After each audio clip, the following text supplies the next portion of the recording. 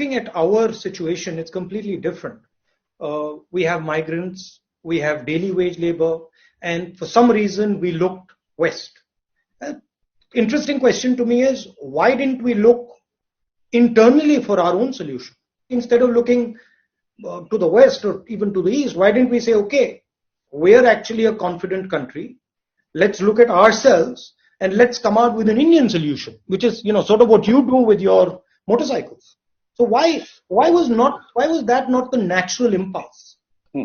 So if you were to kind of have the luxury of going back to middle of March, जब प्रधानमंत्री जी ने पहले वो जनता curfew announce किया, फिर उन्होंने the first lockdown अनाउंस किया, if you could go back then, to your mind, how would you have crafted a different roadmap for the last 3 months? Look, hindsight is 2020. Okay, so it's much easier for me to now tell you how I would have crafted it. But what our discussion internally in the Congress party was at the time, that the response has to be decentralized. The central government has to operate as a support system and as an enabler. There are certain things that the central government needs to do, air traffic, railways, etc., and that it does. But then it moves the battle to the district, moves the battle to the chief ministers, and allows them and enables them to fight.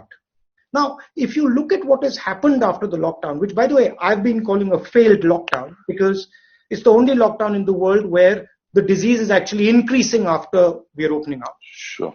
What you're finding is you're going back to that anyway.